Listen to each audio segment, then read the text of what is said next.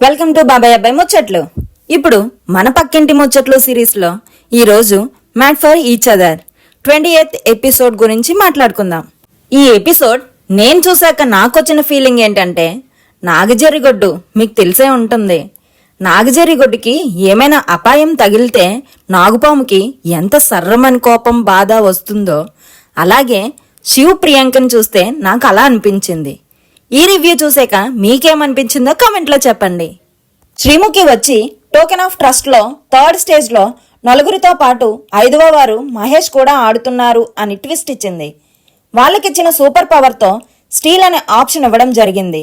వారిని ఏ కపుల్ని ఎంచుకుంటారో అని అడిగితే ఒక కపుల్ పేరు చెప్పారు. ఈ గేమ్ మహేష్ ఆడి గెలిస్తే ఆ కపుల్ పేరు చెప్తాను అని చెప్పింది శ్రీముఖి. ఈ గేమ్ ఆడి గెలిస్తేనే వాళ్ళ దగ్గర ఉన్న టోకెన్స్ అన్నీ వస్తాయి అని చెప్పింది. ఈ గేమ్లో మినిమం టోకెన్స్ 5000 ఇన్వెస్ట్ చేయాలి అని చెప్పింది.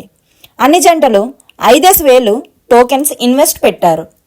అసలు గేమ్ ఏంటంటే, స్వీపరీగా ఉన్న దానిపై తాడు సహాయంతో పైన ఉన్న స్టార్ని తీసుకొని ఒక్కొక్కసారి ఒక్కొక్క స్టార్ మాత్రమే తీసుకోవాలి. తీసుకొచ్చి మీ బాక్స్లో పెట్టుకోవాలి. ఒకవేళ ఇచ్చిన టైం కన్నా ముందు అయిపోతే మీ స్టార్స్ని కాపాడుకుంటూ స్టీల్ చేసుకోవచ్చు. వాంటెడ్లీ ఏమైనా ఫిజికల్ అయితే ఎల్లో అండ్ రెడ్ కార్డ్ చూపించడం జరుగుతుంది. ఎల్లో కార్డ్ చూపించినప్పుడు 30 సెకండ్స్ ఆగిపోవాలి. రెడ్ కార్డ్ చూపించినప్పుడు will be out of the game.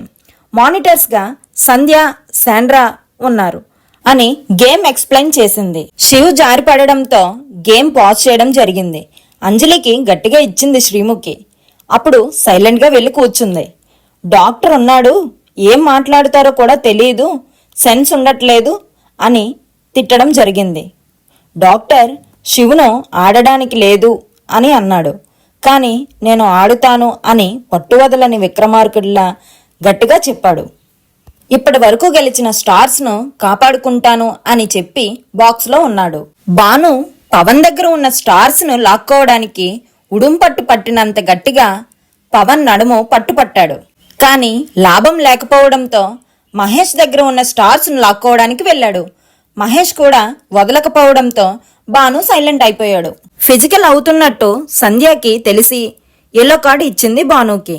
ఆ శాండ్రాకి మానిటర్ చేయడం చేత కాదో ఏమో, భాను అంతలా పవన్ కాలు లాగుతున్నా కూడా ఏం తెలియలేనట్టు ఉండిపోయింది.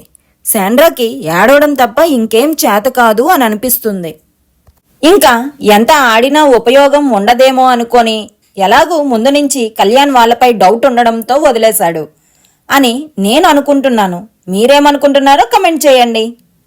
నువ్వు నేను టీం సోనియా సిద్ధు, సంధ్య బ్రిటో స్ప్లిట్ చూస్ చేసుకోవడం వల్ల వారి దగ్గర ఉన్న టోకెన్స్ 10,000, ఒక్కొక్కరికి 5,000 వెళ్తాయి.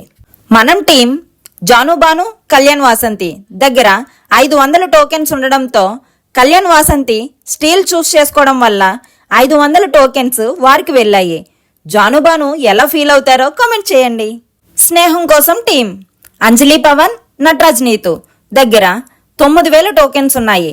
అప్పటికే నటరాజ్ ఫేస్ ఎక్స్ప్రెషన్స్ మారిపోతున్నాయి. వీళ్ళు మనల్ని బురిడి కొట్టిస్తారా లేదా అని చూస్తున్నారు. కానీ స్నేహం కూడా స్ట్రాంగ్ అని చూపించారు అంజలి, పవన్. ఒక్కొక్క జంటకి 4,500 టోకెన్స్ గెలిచారు. నటరాజ్ చాలా ఎమోషన్ అయిపోయాడు.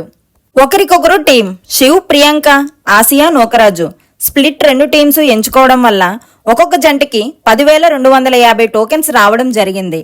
మళ్ళీ మహేష్ ఈ గేమ్లో ఓడిపోవడం వల్ల ఆ పవర్ యూజ్ చేసుకోలేకపోయాడు.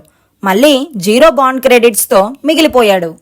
మహేష్ శివ్, ప్రియాంకని ఎంచుకున్నాడు అనే విషయం ఇప్పుడు తెలిసింది. గోల్డెన్ కపుల్ కి ఒక పవర్ వచ్చింది. ఏ జంట దగ్గర నుంచి అయినా 2,000 టోకెన్స్ తీసుకోవచ్చు అని పవర్ రాగానే సంధ్య బ్రీటో దగ్గర నుంచి తీసుకొని జాను, బానుకి ఇస్తాము అని చెప్పారు.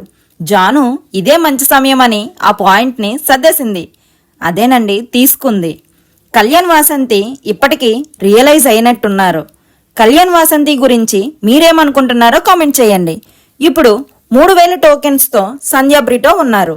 ఎందుకు సంధ్య వాళ్ళ దగ్గర నుంచి అని శ్రీముఖి అడిగితే ఏమీ లేదు ఊరికే అని చెప్పారు. కళ్యాణ్ వాసంతి మళ్ళీ లోపలికి వచ్చాక సంధ్య మా ప్యారడైజ్ వాష్రూమ్ యూజ్ చేసినందుకు అని లోపల చెప్పడం జరిగింది. ఇక్కడ నా ఫీలింగ్ ఏంటంటే కళ్యాణ్ కోర్టులో బాల్ ఉంటే అది ఎటువైపు అయినా వెళ్తుంది అన్న ఫీలింగ్ నాకు వచ్చింది. ఈ వారం ఇన్ని గేమ్స్ పడి లేచి ఆడి గెలిచిన వారు ప్రియాంక శివ్. పాపం అంత కష్టపడి ఆడినా కూడా పాయింట్స్ తగ్గడం వల్ల సంధ్య చాలా బాధపడుతుంది. ముందు కళ్యాణ్ వాళ్ళు వాళ్ళ గురించే ఆడాలనుకున్నారో ఇప్పుడు మళ్ళీ సంధ్య దగ్గర తీసుకొని మళ్ళీ జాను బానుకి ఎందుకు ఇచ్చారో వాళ్ళకి క్లారిటీ లేదు. అంటే జడ్జెస్ వీకెండ్లో వస్తారు, మళ్ళీ దానికోసం వేసుకుంటారు అని కళ్యాణ్ ఆలోచించి గాని బాను జానుకి ఆ టోకెన్స్ ఇచ్చి ఉంటాడా? మీరు కామెంట్లో చెప్పండి. మహేష్ శాండ్రాకి మళ్ళీ మన ప్రేమగురు ఒక ముచ్చట పెట్టారు. ఈ లవ్ మ్యాన్షన్లో మిమ్మల్ని ఎక్కువగా బాధ పెట్టిన విషయం ఈ విరిగిపోయిన ప్లేట్ను అతికిస్తూ మాట్లాడుకోండి అని చెప్పారు. దీనివల్ల మీ మనసులో ఉన్న భారం తగ్గి పాజిటివ్గా ఫీల్ అవ్వచ్చు అని చెప్పడం జరిగింది. వీళ్ళు ఎగ్జాంపుల్గా నూకరాజు ఆసియాను తీసుకోవడం జరిగింది. పక్కన ఉన్న ఇంకో మంచి ప్లేట్ను పగలగొట్టి అలాగే మీ బాధను ఇక్కడే పగలగొట్టినట్టుగా ఫీల్ అయ్యి వెళ్ళండి అని చెప్పారు. పాపం మహేష్కు ఆ ప్లేట్ కూడా పగలగొట్టడం రాలేదు. కింద పడేసినా అది పగలలేదు. మీరు ఈ జంట గురించి ఎలా ఫీల్ అవుతున్నారో కామెంట్ చేయండి. ఇన్ని ఛాన్సులు వచ్చినా కూడా ప్రూవ్ చేసుకోలేకపోతున్నారు. జర్మనీలో విరిగిన వస్తువులను ఎంతో అందంగా గోల్డ్తో అతికిస్తారు అని చెప్పారు మన ప్రేమగురు. నాకు ఈ విషయం ఇప్పటివరకు తెలియదండి. మీకు తెలిస్తే కామెంట్ చేయండి. సేమ్ కళ్యాణ్ వాసంతికి కూడా అలాగే చెప్పాడు మన ప్రేమగురు. ఇదొక లవ్ థెరపీ. ఇప్పుడు నాకేమనిపిస్తుందంటే వీళ్ళు స్టీల్ తీసుకున్న దగ్గర నుంచి వీళ్ళు సాడ్గా ఫీల్ అవుతున్నారేమో అని నాకు అనిపిస్తుంది. ప్రియాంక శివ్ ఈ వీక్ ఫస్ట్ ప్లేస్లో ఉండడం వల్ల డేట్కి వెళ్ళారు. డేట్కి వెళ్ళి అక్కడ మడ్తో హార్ట్ తయారు చేయడం జరిగింది. మరి నెక్స్ట్ ఎపిసోడ్లో జడ్జెస్ ఏం చెప్తారో, ఈ ప్రేమ జంటలకి ఎన్నెన్ని పాయింట్స్ ఇస్తారో, నెక్స్ట్ వీక్ ఎవరు ఆ ప్యారడైజ్లో ఉంటారో నెక్స్ట్ రివ్యూలో మాట్లాడుకుందాం. Until then stay tuned to Babai Abbayi Muchatlu. Subscribe to our channel.